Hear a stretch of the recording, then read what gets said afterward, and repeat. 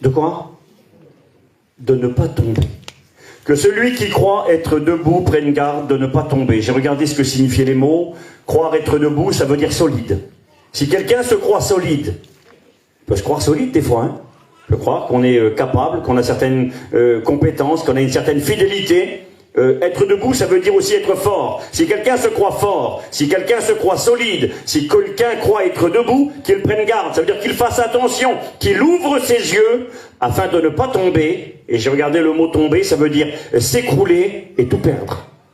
Que celui qui croit être fort, que quelqu'un qui se croit être debout, qu'il fasse attention, qu'il ouvre ses yeux pour ne pas tomber, afin de ne pas s'écrouler, afin de ne pas tout perdre. Un appel à la vigilance ce soir, et on lit un deuxième verset. Donc je vous ai dit, 1 Timothée, chapitre 4, verset 1er. L'apôtre Paul, toujours, qui dira au jeune serviteur Timothée, il lui dit, mais le Saint-Esprit dit expressément. Expressément, c'est un mot qui signifie insiste très fort, c'est-à-dire important. Un triangle, quand on voit un triangle danger, l'auto ça s'allume le voyant rouge, là c'est un voyant rouge. Le Saint-Esprit dit expressément, il insiste que dans les derniers temps, plusieurs abandonneront la foi pour s'attacher à des esprits séducteurs et à des doctrines de démons. Le Saint-Esprit dit qu'à la fin des temps, plusieurs abandonneront. Alors j'aimerais qu'on puisse prier le Seigneur un instant, et puis après je vous partagerai ce que Dieu a mis sur mon cœur ce soir. Gloire au Seigneur. On peut ensemble courber nos fronts devant Dieu. Je vais demander à mon cousin Yuri de prier le Seigneur pour moi. Vas-y Yuri. Merci pour ta grâce, Seigneur. Oui, Seigneur. Nous comptons sur toi.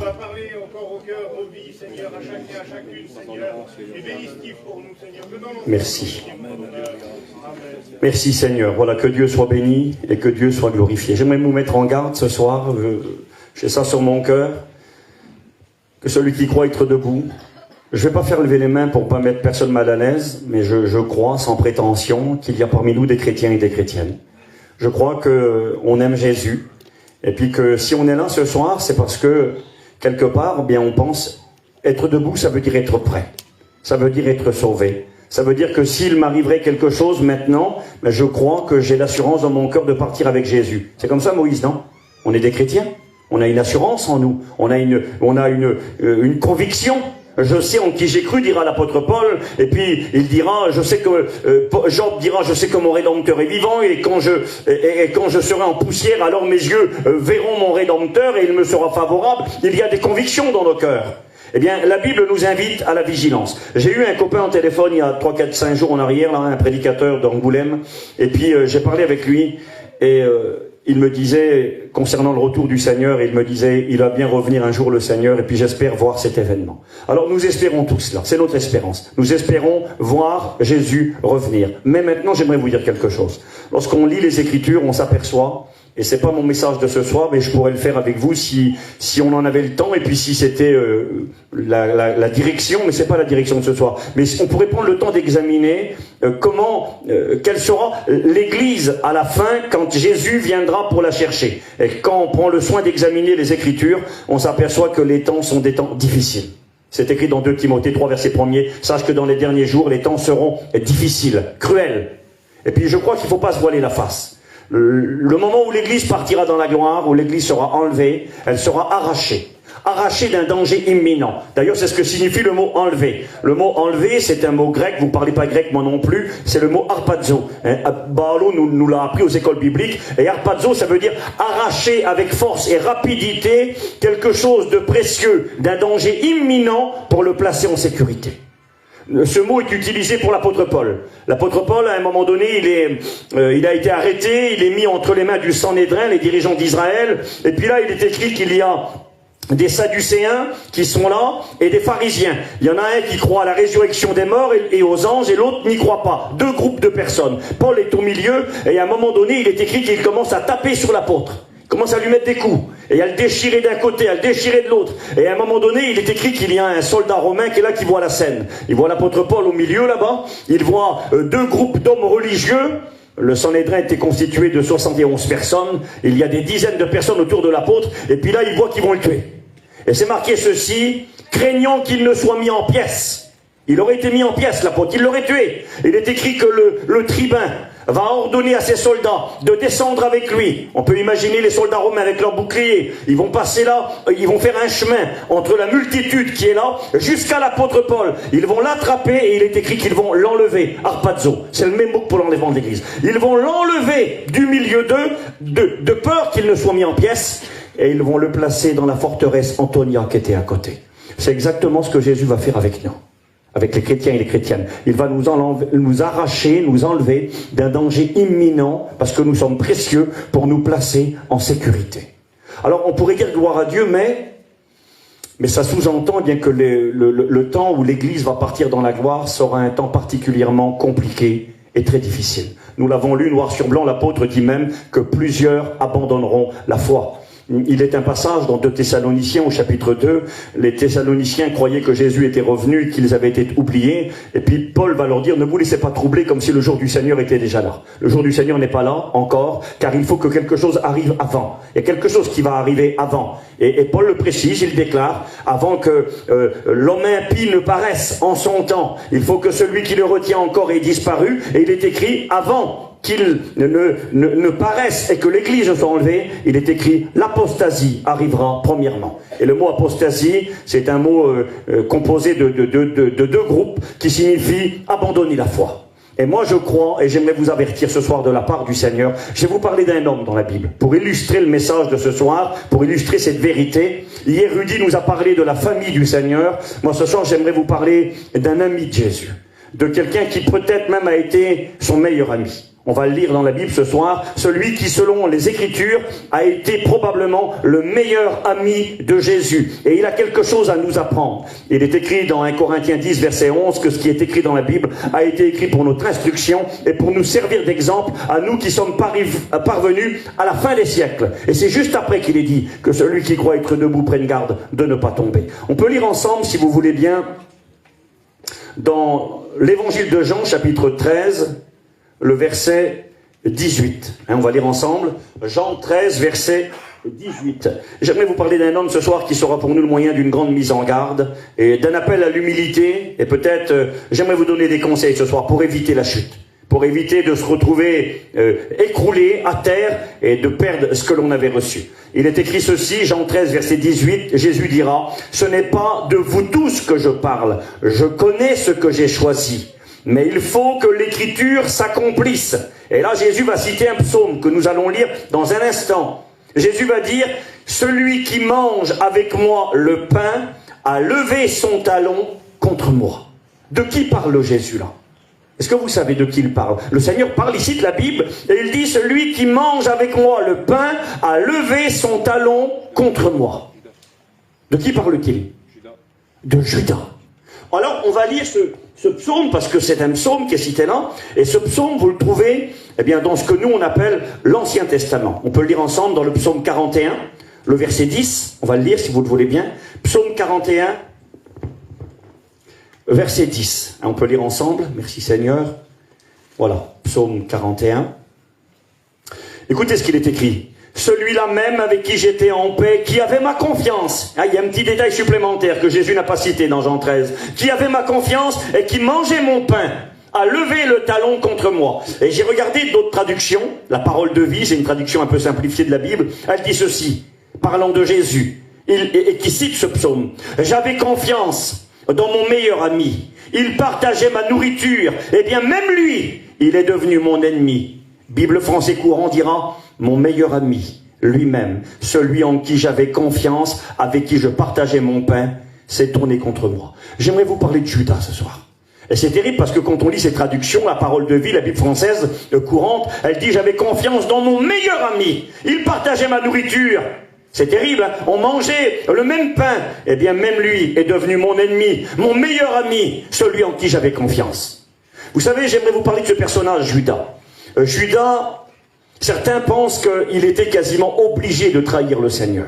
Et que quelque part, il n'a pas eu le choix. Et j'ai mon ancien qui disait souvent ça, Ali. Il disait, eh bien, si Judas avait été obligé de trahir le Seigneur, il aurait fallu 2 sacrifices pour sauver le monde. Il aurait fallu Jésus et Judas. Judas n'était pas obligé. Oui, Dieu a annoncé à l'avance dans l'Ancien Testament ce qui arriverait, la trahison du Christ, le prix pour lequel il serait vendu. Il serait trahi par un de ses amis, voire même son meilleur ami. Mais ça n'a pas été annoncé pour ne pas laisser le choix à Judas, ça a été annoncé parce que Dieu sait tout. Dieu sait ce qui va arriver, mais c'est pas parce que Dieu le sait que Dieu le veut. Il est écrit que Dieu veut, 1 Timothée 2, verset 4, que tous les hommes soient sauvés et parviennent à la connaissance de la vérité. Dieu ne veut perdre personne. Pourquoi Jésus n'est pas revenu encore aujourd'hui? Eh bien, il est écrit, Pierre le dira dans sa deuxième épître au chapitre 3, il dira, non, le Seigneur ne tarde pas dans l'accomplissement de sa promesse, mais il use de patience, voulant que tous parviennent à la repentance et soient sauvés. Dieu veut sauver tous les hommes. Et Jésus aimait profondément Judas. Judas était un ami du Seigneur.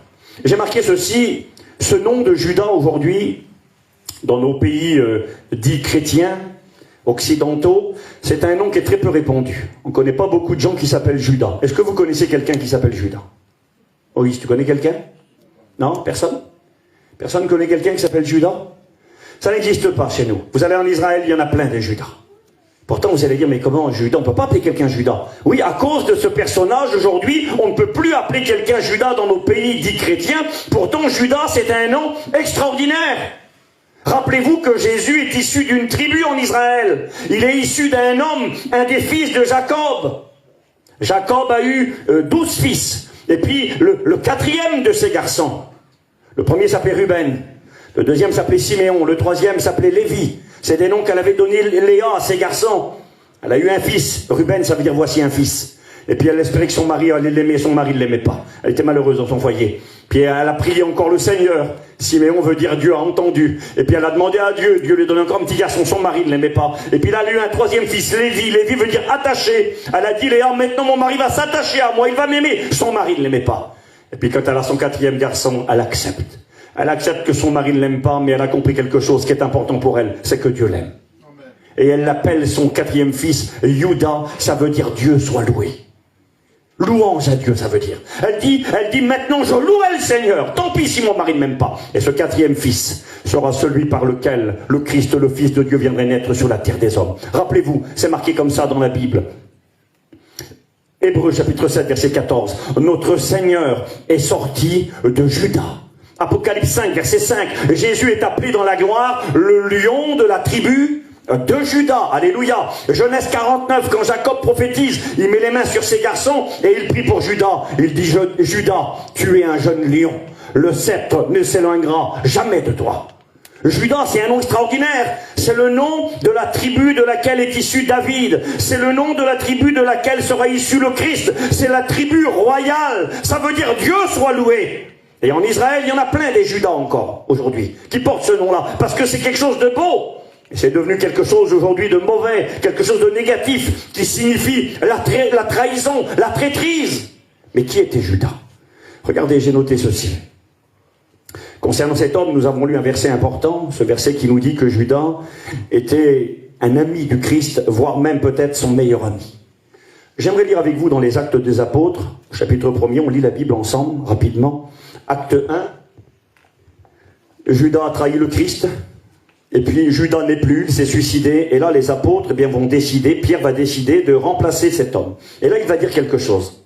Je lis pour vous la Bible. Acte 1, verset 15. En ces jours-là, Pierre se leva au milieu de ses frères, le nombre des personnes réunies était environ de 120, et Pierre dit, hommes frères, il fallait que s'accomplisse ce que le Saint-Esprit dans l'Écriture a annoncé d'avance par la bouche de David au sujet de Judas, qui a été le guide de ceux qui ont saisi Jésus. Écoutez bien, il va parler de Judas, Pierre. Il dira, il était compté parmi nous. Il avait part au même ministère. Très important, hein. Il était compté parmi nous, les apôtres. Vous savez, peut-il y avoir des apôtres aujourd'hui? Oui. Il peut y avoir des apôtres. Ce ministère existe, nous croyons aux 5 ministères. L'apôtre Paul est devenu un apôtre lui aussi. Mais il n'a pas été un apôtre comme Judas. Ces apôtres-là, qui ont fait partie du cercle intime du Christ, on les a appelés les apôtres de l'agneau. Il y en avait 12. Et parce que Judas va abandonner, c'est terrible. Ça m'a touché tout à l'heure, j'ai souligné le mot, c'est écrit dans Acte 1, 25, Pierre dira, Judas a abandonné son ministère. Il l'a abandonné. Il avait part au même ministère, le ministère de l'agneau, les apôtres de l'agneau. L'apôtre Paul n'était pas un apôtre de l'agneau. Pourtant, c'était un grand apôtre. Barnabas était apôtre. C'était pas un apôtre de l'agneau. Il y en a eu 13 des apôtres de l'agneau. Et Judas a perdu sa place et il a été remplacé par Matthias. Mais je lis pour vous. Il était compté parmi nous, il avait part au même ministère. Cet homme, ayant acquis un champ avec le salaire du crime, est tombé. Il s'est rompu par le milieu du corps et toutes ses entrailles se sont répandues. Or, il est écrit dans le livre des psaumes que sa demeure devienne déserte, que personne ne l'habite et qu'un autre prenne sa charge. C'est intéressant parce que quand on lit les psaumes qui parlent de Judas, là c'est le psaume 109, versets 8 et 9, ça va nous apprendre des choses. Ça va nous apprendre par exemple que Judas était marié, qu'il avait même des enfants. Oui, regardez, là, Pierre cite le psaume, il dit qu'un autre prenne sa charge. Regardez, psaume 109. Vous voyez, des fois on lit pas, mais quand on lit entre les lignes et on découvre des choses. Psaume 109, regardez versets 8 et 9. Que ses jours soient peu nombreux, qu'un autre prenne sa charge, Judas, que ses enfants deviennent orphelins et sa femme veuve. Que ses enfants soient vagabonds et qu'ils mendient. Que ses enfants deviennent des vagabonds, des mendiants. C'est important. À travers la lecture, là, on découvre qu'il est marié, qu'il a des enfants. Et là, malheureusement, parce qu'il va abandonner sa charge, eh bien, il est écrit que ses enfants vont devenir des orphelins et sa femme veuve. Il est écrit là dans les psaumes, 1000 ans avant, que parce que Judas va abandonner, parce qu'il va trahir, parce qu'il va délaisser ce qu'il avait reçu, eh bien, il perdra la vie. Il en paiera le prix de sa vie. Quelle importance. Nous avons ici un homme qui est marié, qui a des enfants, et puis il va rencontrer le Christ. Il va devenir un disciple de Jésus. Il est appelé dans la parole de Dieu Judas l'Iscariote. Ça marche pas? C'est là-bas que ça a fait devant, là. Ouais. Bon, c'est pas grave. Essayez de parler fort. Judas l'Iscariote. Est-ce que vous savez ce que ça signifie, Judas l'Iscariote? Vous savez, chaque apôtre avait des précisions pour qu'on les reconnaisse. Hier, Rudy nous l'a rappelé. Hein, il y avait Jacques, fils d'Alphée, dit le mineur, on leur donnait des noms. Et puis, Judas, il s'appelle l'Iscariote. Alors, il y a deux explications à cela. La première est celle-ci, c'est parce qu'il semblerait que Judas, Iscariote, il y a le mot is, qui est le mot ish, qui veut dire un homme. Et Kériote, ça veut dire, eh bien, c'était un petit village en Judée. Et puis les théologiens ont dit, bien, Judas, c'était le seul apôtre qui n'était pas de Galilée. Il était de la Judée. Peut-être se pensait-il plus important à cause de cela. Mais c'est peu probable. La deuxième explication est celle que je préfère. Judas l'Iscariote, c'est un mot latin, l'Iscariote, qui se traduit par sicariote. Et les sicariotes, c'était les hommes qui avaient des petits couteaux, les sicaires. Ils étaient reconnus en Israël à l'époque biblique. C'était des hommes qui voulaient délivrer Israël de la tyrannie romaine. Et ils avaient des petits couteaux qu'ils cachaient sur leur tunique et ils pratiquaient des attentats. Ils attaquaient les soldats romains et ils tuaient même des Romains. Ils voulaient délivrer Israël de la tyrannie et ils voulaient que le Messie vienne pour les sauver. Et beaucoup pensent que Judas était un de ces hommes-là. D'ailleurs, parmi les apôtres de Jésus, il y en avait un autre, eh bien, qui est appelé le zélote. C'était la même chose. Les zélotes étaient ces gens qui avaient du zèle. Qui avaient du zèle pour délivrer Israël. Et donc, Judas, par rapport à la parole de Dieu, nous avons ici un homme. On peut baisser l'écho, les frères, s'il vous plaît? Vous l'enlevez? Nous avons ici un homme qui voulait la délivrance d'Israël. Un homme qui croyait dans la venue du Christ, du Messie. Et puis cet homme va rencontrer Jésus. C'est écrit dans les conditions, j'ai pas fini ma lecture tout à l'heure, dans les Actes au chapitre 1er, qu'il va être décidé de remplacer cet homme qui avait abandonné sa tâche. Écoutez ce que dira l'apôtre. Pierre dira, il faut donc que parmi ceux qui nous ont accompagnés tout le temps, que le Seigneur Jésus a vécu avec nous, depuis le baptême de Jean, jusqu'au jour où Jésus a été enlevé du milieu de nous dans le ciel, il y en a un qui nous soit associé comme témoin de sa résurrection. Il donne les conditions pour être apôtre de l'agneau. Et pour être apôtre de l'agneau, il fallait avoir été avec Jésus depuis le baptême de Jean. Est-ce qu'il fallait avoir été là, le jour même où il y a eu le baptême? C'est pas écrit. Mais il fallait avoir été là quand Jean a commencé à prêcher le baptême de repentance. Et ensuite, eh bien, il fallait avoir suivi Jésus tout au long de sa vie. C'était des conditions obligatoires. Et donc, juste pour vous dire quoi? Pour vous dire que Judas était là dès le départ. Il a vu Jésus dès le début de son ministère. Dès que Jésus a commencé à exercer, à faire des miracles, il l'a accompagné. Et puis à un moment donné, Judas a cru en Jésus. Il a cru que Jésus était le Christ. Il a cru que ce n'était pas avec son petit couteau qu'il allait délivrer Israël, mais que c'était Jésus qui avait le pouvoir de le faire. Et Judas a écouté. les plus grandes prédications. Il est écrit concernant Jésus que jamais homme n'a parlé comme lui. Vous savez, Rudy nous l'a rappelé hier, il a parlé de la multiplication des pains. Il est écrit que la multitude qui était là était restée pendant 3 jours sans manger, à écouter Jésus prêcher. On aurait du mal, hein. Quand la réunion elle dure plus d'une demi-heure, 3/4 d'heure, on commence à bouger sur la chaise et puis on en a marre et on veut rentrer chez nous. Jésus était capable de prêcher pendant des journées complètes, 3 jours de prédication. Et les gens ils sont restés, c'était tellement important. Il y a peut-être un fil dans l'eau des fois où le diable nous jette des pétards. On va peut-être pas dû être là ce soir, il y a de l'opposition, alors voilà, c'est pas grave. Judas est là dès le départ, il va écouter les plus beaux messages que la terre a pu entendre. Il va voir les plus grands des miracles. Vous savez, quand on lit les Écritures, on peut calculer combien de miracles que Jésus a fait dans la Bible, qui sont rapportés. Nous avons 34 miracles dans les Écritures, tous les évangiles confondus. Mais en réalité, Jésus n'a pas fait 34 miracles. Jésus a fait beaucoup plus que 34 miracles. Il dira, l'apôtre Jean, dans son évangile, que si on mettait par écrit tous les miracles que Jésus a faits, la terre entière ne suffirait pas pour écrire tous les livres qu'on écrirait. Jésus a accompli des centaines et des milliers de guérisons et de miracles. Et Judas a bénéficié de ces miracles. Il a vu ces miracles.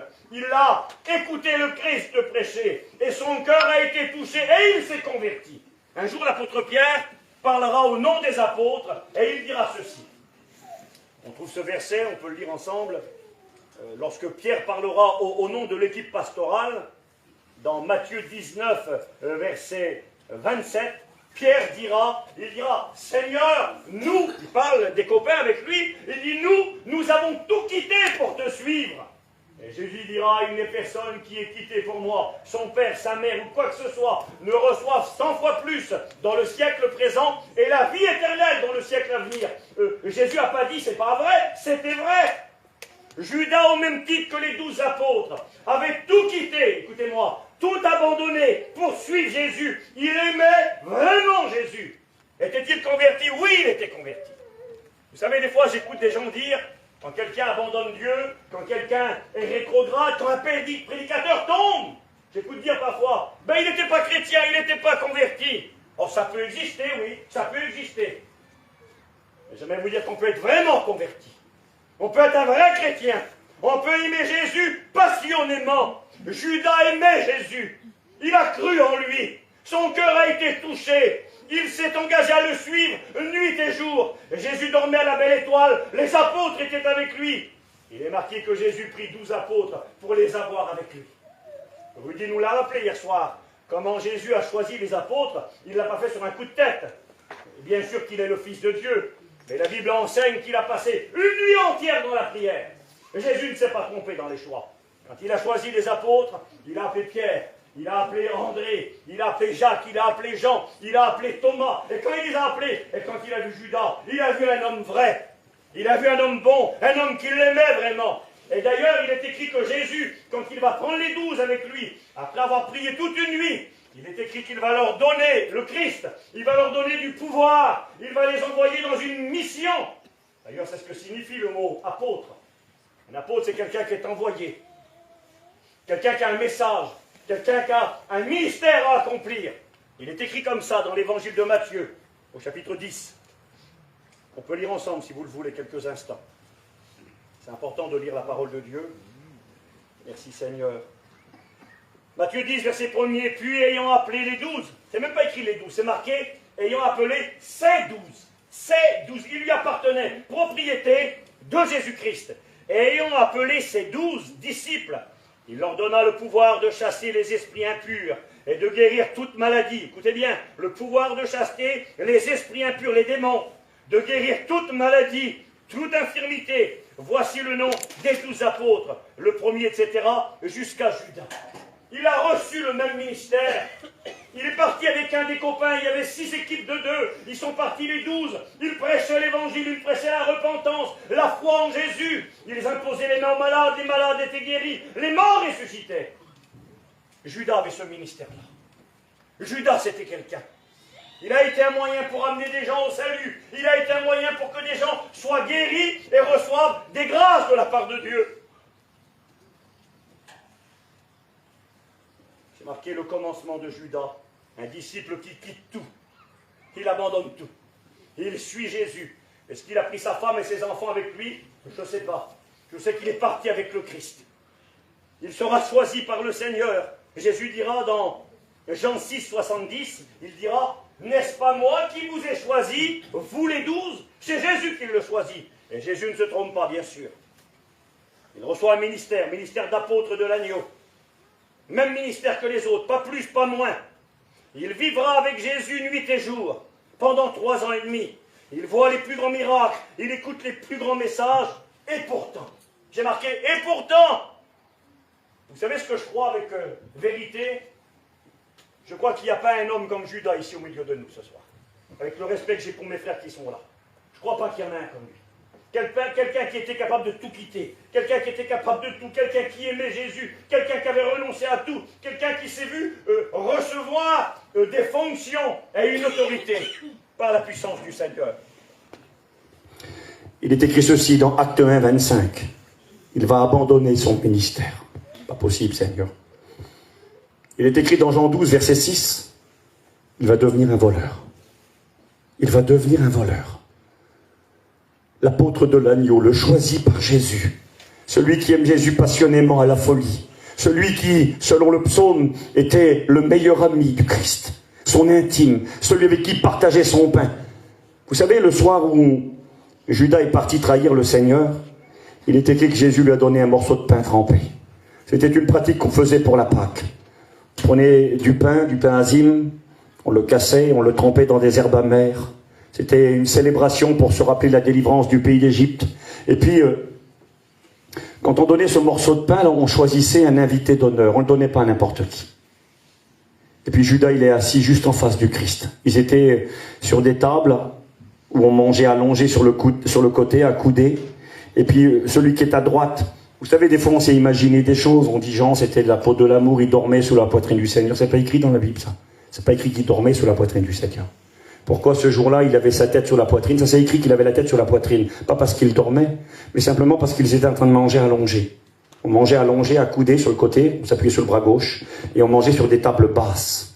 Et quand on mangeait, on était allongé, on appelle ça en épi. C'est-à-dire un est là, l'autre à côté, et ainsi de suite. Et donc on sait où se trouvaient les apôtres. On sait que le deuxième, celui qui était juste devant Jésus, là, c'était Jean. Jean était allongé à côté du Seigneur.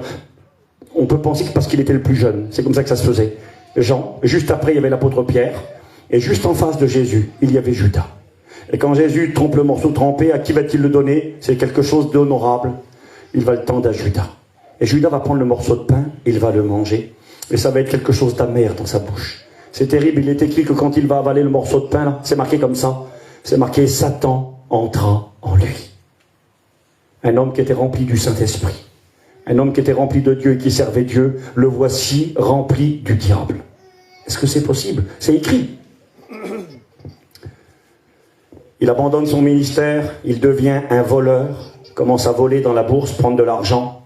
Problème avec l'argent. Je vais essayer de vous dire ce soir, dans le temps qui nous est donné rapidement, j'ai essayé de vous dire quelles sont les choses qui peuvent nous faire dérailler. Quelles sont les choses qui peuvent nous faire tomber? C'est important. Vous savez, un proverbe du monde dit qu'un homme averti, il en vaut deux. Et normalement, quand tu es averti, ben, tu dois prendre en considération et réfléchir.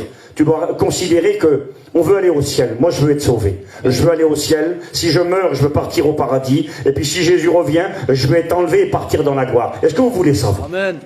Il y en a 3 qui le veulent, les autres, ils ne veulent pas. Vous voulez rester sur la terre, ou vous voulez peut-être aller en enfer, je pense qu'il y a des candidats. Moi, je suis candidat pour le ciel. Est-ce qu'il y a des candidats pour le ciel? Amen. Alors, on veut aller au ciel. On fait nos efforts. On essaye d'être sérieux, de marcher dans la sainteté, dans la sanctification. On essaye de se détourner du mal. Il y a un but, il y a une destination. Et puis, au-delà de la motivation, il y a aussi l'amour que l'on a pour Dieu. Nous aimons Jésus. Nous l'avons rencontré. On n'est peut-être pas des apôtres, mais on est des disciples du Christ. On s'est engagé pour lui.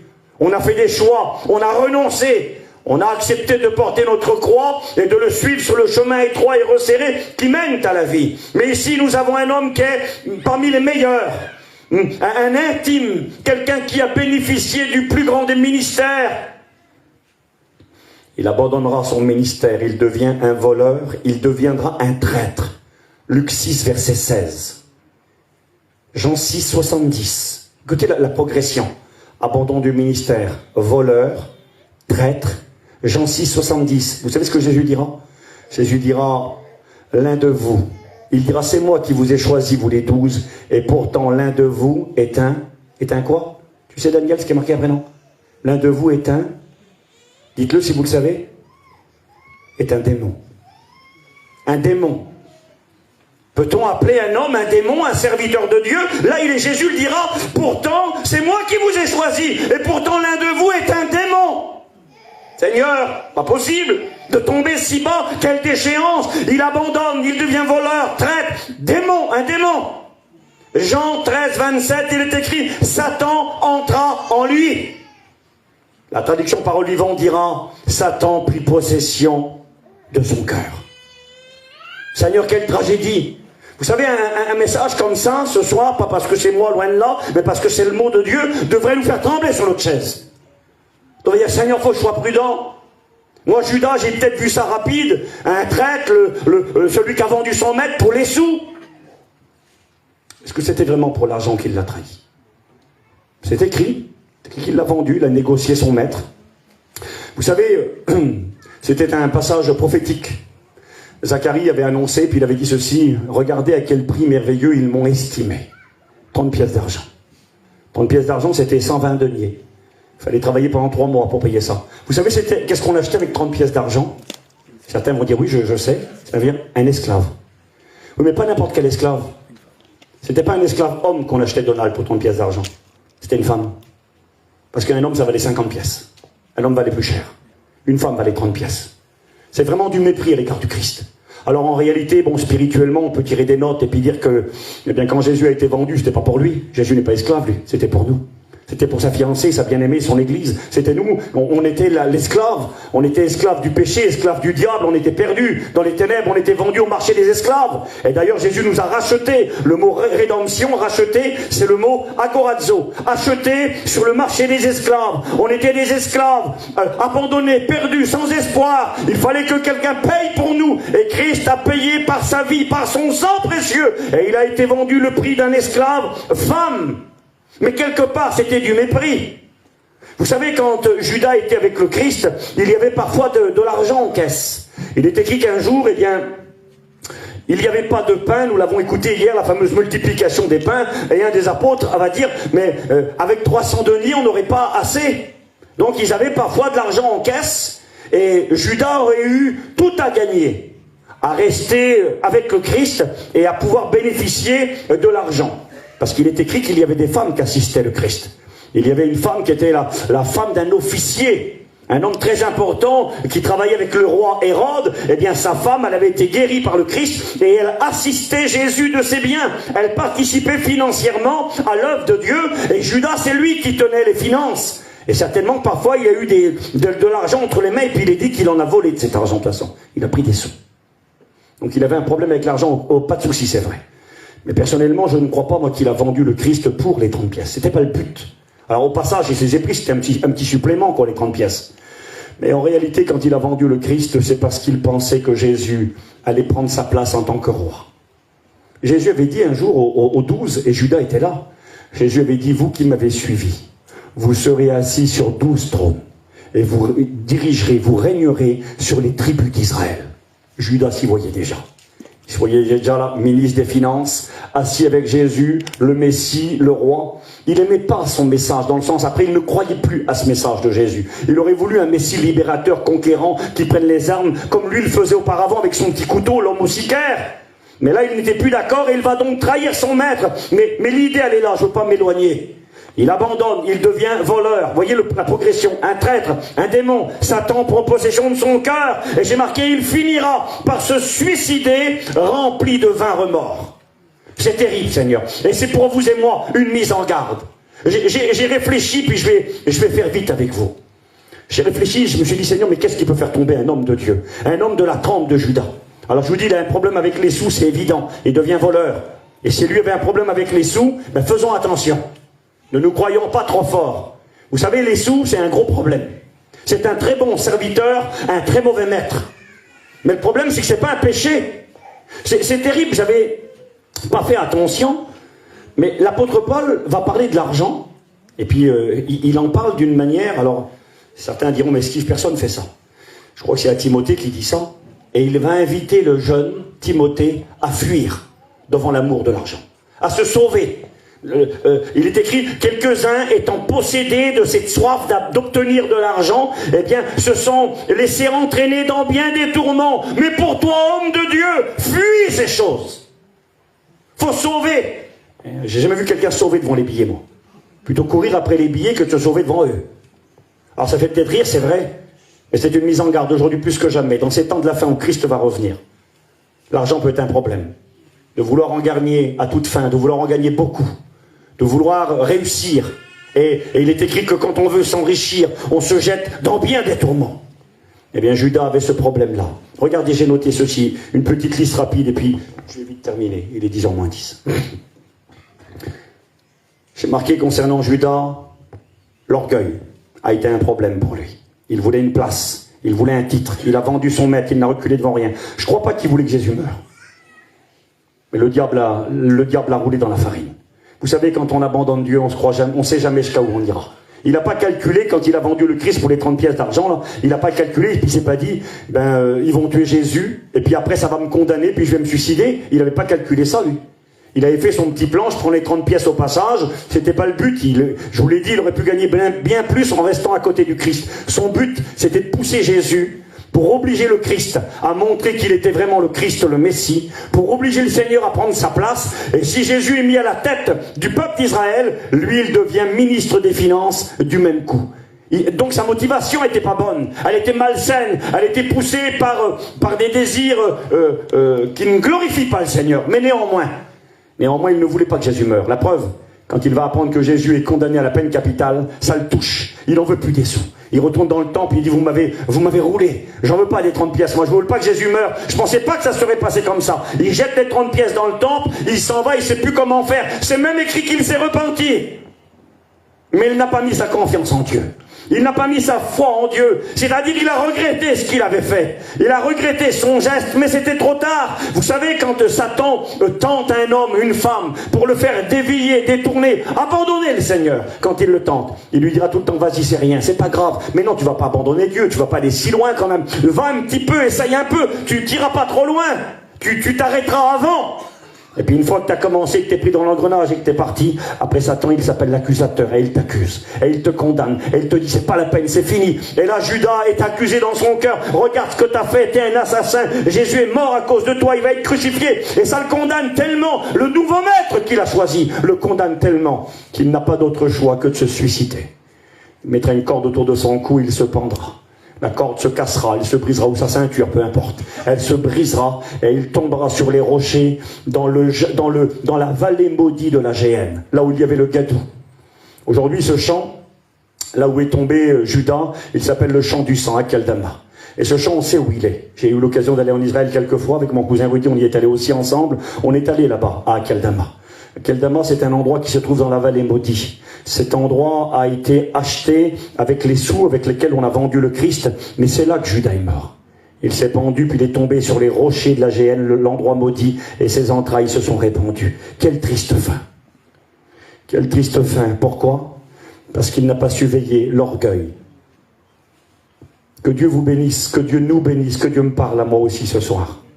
Moi, je veux être prêt, je veux partir quand la trompette retentira, à la voix de l'archange et au signal donné. Je veux partir dans la gloire, je veux être enlevé, je veux être trouvé debout. Je ne veux pas faire partie de ceux dont a parlé l'apôtre Paul en mettant en garde, en disant que dans les derniers temps, plusieurs abandonneraient la foi.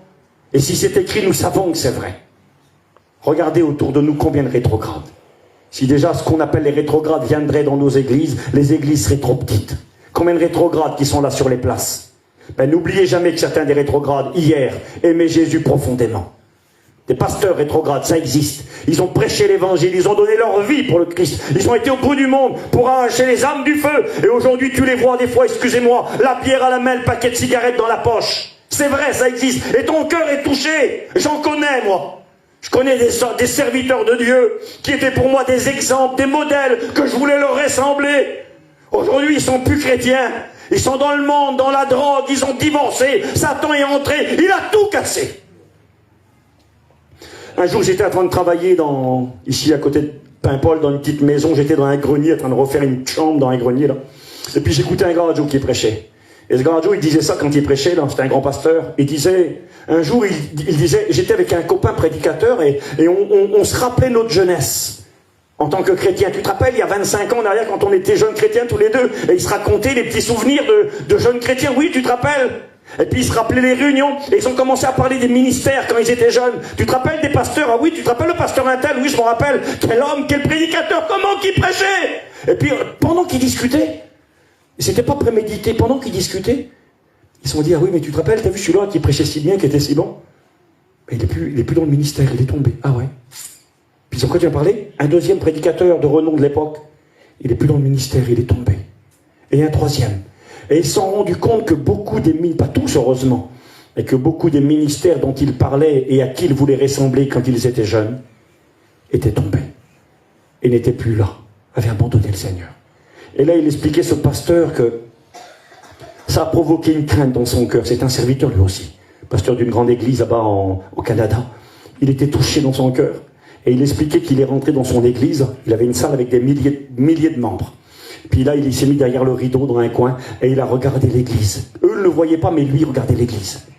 Et dans son cœur, il a prié le Seigneur. Il a dit, Seigneur, que jamais, je ne sois une occasion de chute pour tous ces hommes dont tu t'es servi pour que je puisse les bénir, dont tu t'es servi pour qu'ils puissent être sauvés. Garde-moi. Et vous savez ce qu'il a fait, le pasteur? Il disait, il s'est pris dans les bras tout seul. Comment on fait, vous se prendre dans les bras tout seul? Il a pris ses bras, il les a mis autour de lui. Il était derrière le rideau, là. Il s'est serré fort comme ça. Et il a dit, Seigneur, prends-moi dans tes bras. Je veux pas tomber. Je veux pas abandonner. Je veux pas être une occasion de chute. Je veux pas être un sujet de discussion pour ces gens. Tu t'es servi de moi pour les bénir. Je veux pas, Seigneur. Il se serrait fort, disait-il. Et moi, j'étais tout seul dans le grenier. Personne ne me voyait. Et puis j'ai pensé à ce que disait cet homme. Et j'ai fait la même chose. Je me suis pris dans les bras tout seul. Et puis j'ai crié vers Dieu. J'ai dit, Seigneur, garde-moi. Seigneur, moi je veux pas tomber, je veux pas t'abandonner, je veux pas abandonner mon ministère. J'avais pas de désir d'abandon, mais je prenais conscience dans cette chambre ce jour-là de ma fragilité. Je prenais conscience que, aussi sincère j'étais, aussi des bons désirs que je pouvais avoir, que tout pouvait vite basculer. Et qu'il faut être humble. Il faut reconnaître. Alors on peut le faire en rigolant, libre à chacun. Regardez ces hommes-là. L'orgueil a touché Judas. Seigneur, garde-moi. L'argent. La soif de réussir. Vous connaissez l'histoire de Lazare? Luc 16. Lazare, le pauvre, le malheureux, et puis le riche qui va en enfer, dans le lieu de tourment. Dans l'histoire, qui c'est que vous voulez être des deux, vous? Lazare ou le riche? Qui c'est qu'on veut être dans l'histoire normalement? Lazare, hein? Ah oui, forcément. Hein, il a raison, on veut être Lazare. Lazare, il est au ciel, les anges viennent le prendre quand il meurt, il est consolé, il est avec Dieu, il est avec Abraham. Moi, je veux être Lazare. Mais le problème, c'est qu'on veut tous être Lazare pour le ciel. Mais sur la terre, on veut tous être l'homme riche. Personne ne veut être Lazare sur la terre. Sur la terre, il n'a pas de sous. Il vit des chiens. Il est malade. Il a faim. Qui c'est qui est candidat? Tu veux toujours être Lazare? Ah non, ce Lazare-là ne m'intéresse pas. Moi, je veux bien Lazare pour le ciel, c'est tout. Mais Lazare sur la terre, j'en veux pas. Alors écoutez-moi bien. Lazare, je veux pas jouer à ce que je suis pas. Moi, je veux pas être Lazare non plus. Je veux pas être malade, je veux pas avoir faim, je veux pas dormir dehors et puis vivre avec les chiens dans la misère, dans la déchéance. Pas de problème. Le Seigneur m'a dit un jour ceci, il m'a dit tout le monde veut être Lazare au ciel, tout le monde veut être l'homme riche sur la terre. Alors l'homme riche, si c'est possible, mais pas à n'importe quel prix. Ça c'est un problème. Parce qu'on veut tous être l'homme riche. On veut réussir, on veut les beaux vêtements, on veut la belle table. Le riche menait chaque jour joyeuse et brillante vie. Il était vêtu de pourpre et de fin lin, c'est ce qu'on veut. Aujourd'hui le pourpre et fin lin, on mettrait les noms des habits de marque. On veut des habits de marque, on veut des belles affaires, on veut être le dernier cri, on veut tout ce qu'il y a de plus beau. Alors, moi j'ai rien contre personne, le Seigneur me le sait, il connaît mon cœur. Que Dieu vous bénisse, que vous puissiez prospérer à tous égards. C'était le souhait de l'apôtre Jean. Quand il va écrire sa 3e épître, il va dire « Je souhaite que tu prospères à tous égards et que tu sois en bonne santé comme prospère l'état de ton âme. » Alors moi aussi, je vous souhaite la prospérité. Je vous souhaite d'atteindre des niveaux sur la terre, si vous pouvez. Avoir des maisons, des terrains, et puis tout ce que vous voulez. Mais faites attention. Faites attention parce que ça, on refuse de le voir. Alors il y a le péché grossier, bien sûr, le péché grossier, là on le voit venir de loin. Mais ça on ne le voit pas venir. Et pourtant on peut être touché. L'orgueil, l'argent, la soif de réussir. J'ai marqué, ne pas s'arrêter dans la croissance dans le mal. On se rend compte que quand on voit l'histoire de Judas, il n'a pas fait du jour, il n'est pas devenu un démon en une journée. Non, tout doucement, il est devenu un traître. Il est devenu un voleur. Il a ouvert des portes, Donald. Une petite porte, 2 petites portes, 3 petites portes, et après t'es dedans à fond. Et c'est là qu'il faut faire attention. Vous savez, ce soir, ce message, c'est une mise en garde. Peut-être que dans ton cœur, le Saint-Esprit va t'éclairer et te montrer que t'es en train de prendre une mauvaise direction. Or, t'en es pas arrivé encore à Judas, le diable, qui est rempli de l'ennemi, puis qui devient un traître et qui va se suicider. T'en es pas là, merci Seigneur, que Dieu te garde. Mais si tu vois que tu prends une mauvaise direction, il faut être honnête avec toi-même. Vous savez, des fois, il y a des signes précurseurs. On se rend compte quand là, j'ai été trop loin, je continue. Stop, arrête, tu vas tomber, Et à un moment donné, si tu n'arrêtes pas, tu vas tomber. Puis des fois, ça fait mal. Puis des fois, c'est irréversible. Moi, je suis tombé il y a 3 mois en arrière. Je me suis cassé l'épaule. C'est terrible parce que je savais que je serais tombé. Certains vont dire que je suis un fou, pensez ce que vous voulez. Je suis allé travailler, et en allant travailler, je me disais, tu vas tomber. Je savais que c'était dangereux. J'ai pas voulu prendre mon petit avec moi. Il a tombé de l'eau, puis j'ai glissé de 2 mètres. Il y avait eau comme ça. Je suis tombé sur l'épaule, je me suis explosé l'épaule. Et j'ai encore beaucoup de misère. Mais voilà, j'ai mal à mon épaule, c'est tout. Je connais un petit garçon, moi. Il a travaillé sur un toit, un peu plus de 2 mètres, 3 mètres. Il a traversé les tôles en fibro. Ben, il est mort. Il est mort. C'est pas relevé. Alors on peut tomber des fois dans la vie chrétienne. C'est marqué 7 fois le juste tombe et il se relève toujours. Oui, mais des fois tu peux plus te relever. Des fois tu es tombé trop bas, trop dur, trop fort. Et puis c'est fini. Et c'est terrible parce que tu t'es rendu compte, tu as vu que tu as perdu pied. Tu as vu que dans ta vie chrétienne tu as décliné. Je me dépêche. J'ai marqué quelques noms. Un pasteur a dit ça à la convention, ça m'a plu. Pasteur anglais. Il a dit, c'était qui l'homme le plus sage de la Bible? C'est qui l'homme le plus sage dans la Bible? Dites-le, dites, c'est un piège. Je vais revenir avec vous, Yuri. C'était qui l'homme le plus sage dans l'Écriture? Salomon. Oui, vous avez dit ça? Oui, c'est vrai. Ok, que Dieu lui a donné une sagesse qui était extraordinaire. L'homme le plus sage. C'était qui l'homme le plus fort dans l'Écriture? Maman, c'était qui l'homme le plus fort? Samson, a dit ma mère. Oui, Samson, quel homme? Il arrache les portes de la ville de Damas. Non, pas de... Comment? De Gaza, pardon. Et puis, il l'arrache avec les bâtons autour. On pense que ça fait des centaines de kilos, peut-être des tonnes. Ah oui, les grandes portes de la ville, c'était pas la petite porte pour entrer dans ton camping, c'était les grandes portes en bois, des fois des portes armées avec les bâtons autour, les portes de Gaza, il les arrache, ils font des centaines de kilos, peut-être des tonnes, il les met sur son dos et il marche avec, et il va monter sur la montagne avec quel homme? Il prend une ganache d'âne, il tue 1000 hommes. Et le frère anglais disait, c'était qui le plus fort? Samson? Ah, dit tout le monde, oui, amen, amen. Il dit, c'était le plus faible. Il dit, il a tué 1000 hommes avec une ganache d'âne, il dit, une femme l'a fait tomber. Et il est mort. L'homme le plus sage, Salomon? Salomon était sage. À la fin de sa vie, mauvaise alliance. Il s'est marié avec plusieurs femmes. Alors, c'était pas forcément des mariages d'amour, c'était des mariages politiques. Pour être en paix avec les puissances voisines, être en paix avec l'Égypte, il prenait une princesse égyptienne. Être en paix avec les Syriens, il prenait une princesse syrienne. Et ainsi, il faisait des alliances. Mais dans ces alliances, il s'est allié avec des païens, avec des étrangers. Et en s'alliant avec les étrangers, il a amené le péché chez lui. Ces femmes étaient idolâtres, elles servaient les faux dieux. Baal, Moloch, Astarté, des idoles diaboliques. Moloch, c'était un dieu en ferraille, avec une tête de taureau. On mettait le feu en dessous de son ventre, et on prenait des enfants vivants, on les jetait à l'intérieur du ventre du taureau, quand le feu était allumé, et les enfants étaient tués, brûlés vivants. On disait passer par le feu pour Moloch. C'est marqué que Salomon, l'homme le plus sage que la terre a connu, sa sagesse venait d'en haut. À la fin de sa vie, entraîné par ses femmes, il alla jusqu'à rendre un culte au dieu Moloch, Salomon.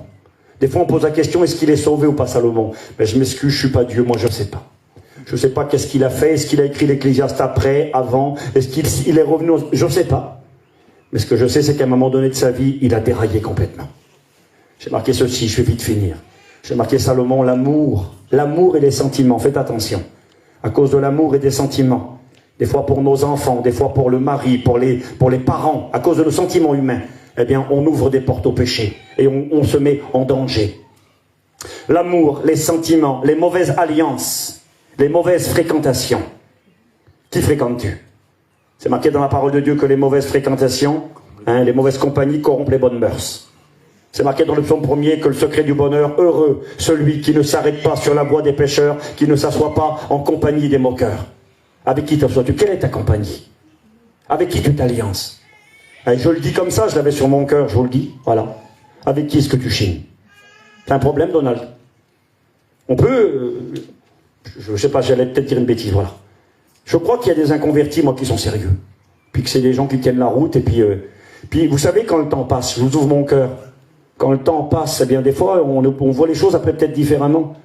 Parce que des fois, l'inconverti que autrefois tu voyais, ben demain, c'est ton genre, l'inconverti. Et puis, ben, comment faire? Il est dans le problème, il faut que tu le prennes avec toi, il faut que tu l'aides, c'est pas simple des fois. Il faut faire attention, parce que même si c'est mon gendre, et que c'est un inconverti, moi j'ai un gendre, il n'est pas chrétien, ma fille elle est là ce soir. Eh bien, même si je fais une bricole avec mon gendre, je dois faire attention.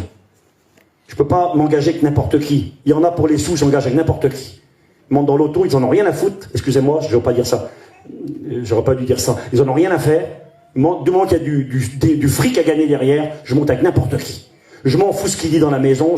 C'est pas grave comment il va parler. Il retaille le gars. Je lui dis, mais c'est rien, je gagne ma vie. Tu sais, faut pas tout mélanger. Comment faut pas tout mélanger? Je suis un chrétien, moi. J'ai mangé le pain du mensonge. Tu racontes des bobards, monsieur, mais je vais avec toi. Moi, je viens pas avec toi. Oui, mais Steve, t'es pas arriéré, mais on n'a pas le choix. Mais si, on a le choix. Parce que de ce chemin-là, les mauvaises alliances, Salomon l'a fait. C'est lui à côté qu'il a déraillé complètement à la fin de sa vie. Alors, on doit faire attention. Je vous ai pas dit de faire ou ne pas faire. Il y a même des chrétiens avec qui on ne peut pas travailler de toute façon.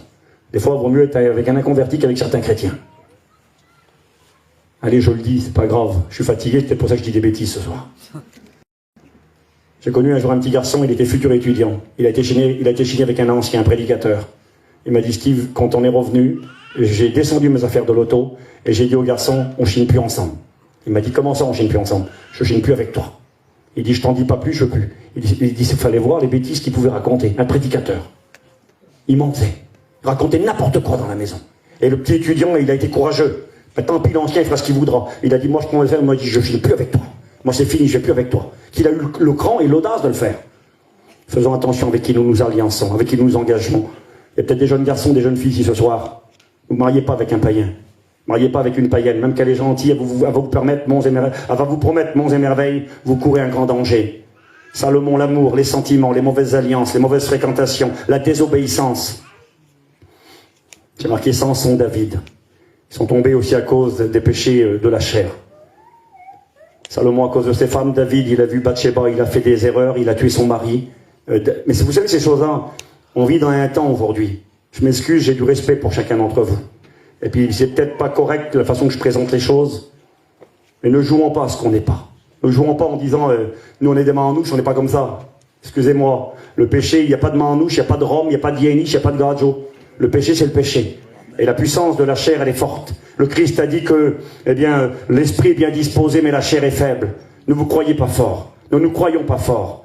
Il y a des gens qui sont des rétrogrades, qui étaient des vrais chrétiens. Il y a des pasteurs qui sont aujourd'hui dans le caniveau, dans le bourbier du péché. C'était des vrais serviteurs de Dieu. Authentiques. Ils ont déraillé.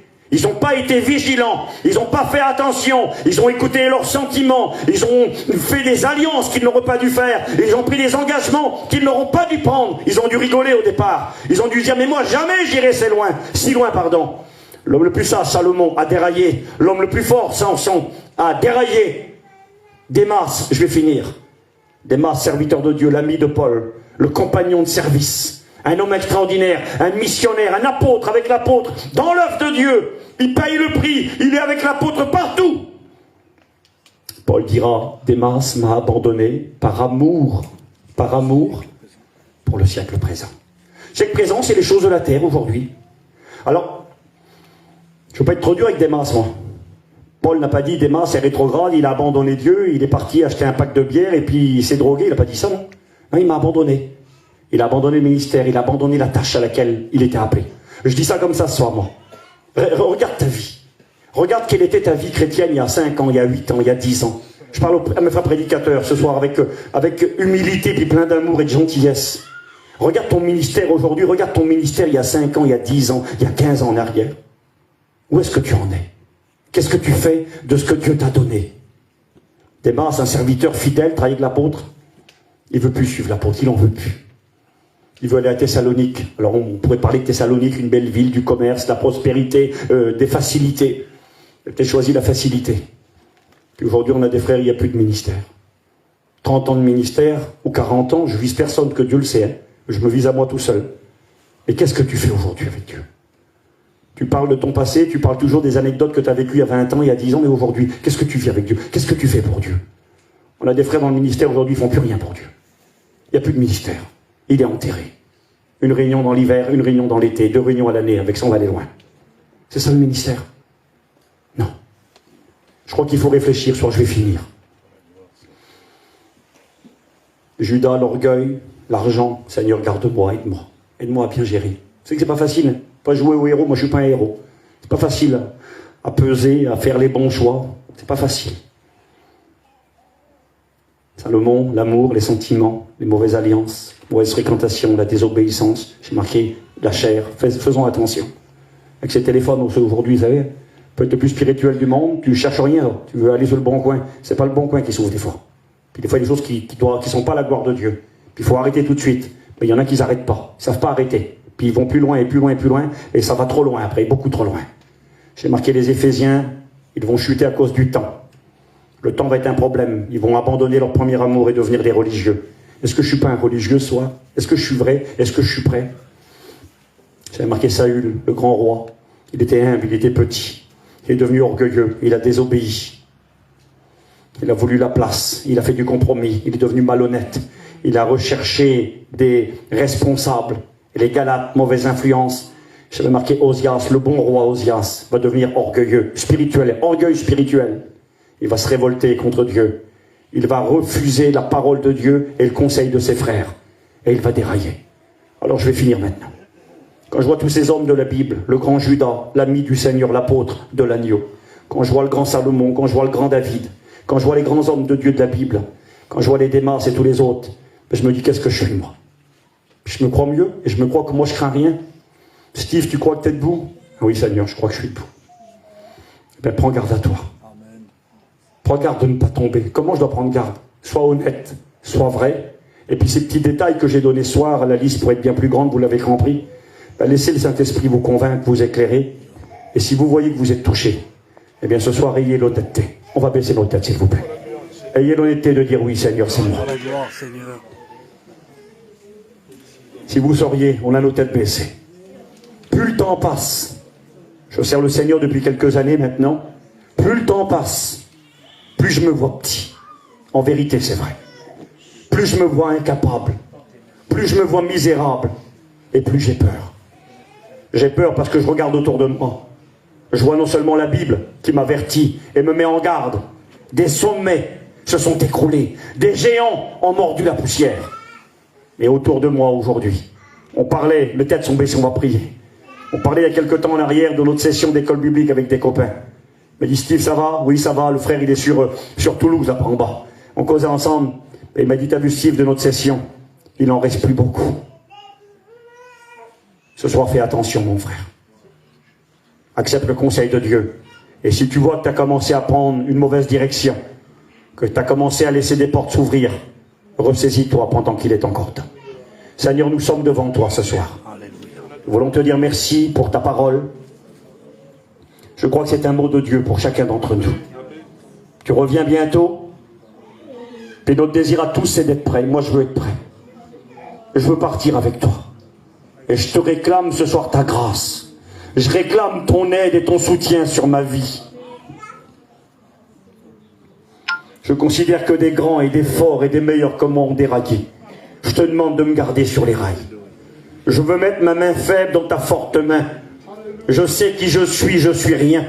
Je me sens tellement petit et incapable, et l'avenir parfois me fait peur. Le monde corrompu dans lequel nous vivons me fait peur. La place que prennent les choses de la terre, parfois parmi ton peuple, parmi ton église, eh bien Seigneur, ça me fait peur. Et je te demande de me garder, et je te demande de m'aider à être debout quand la trompette retentira. Seigneur, aide-moi à prendre ma vie spirituelle en main, parce que l'esprit est bien disposé, mais la chair est faible. Préserve-moi du mal.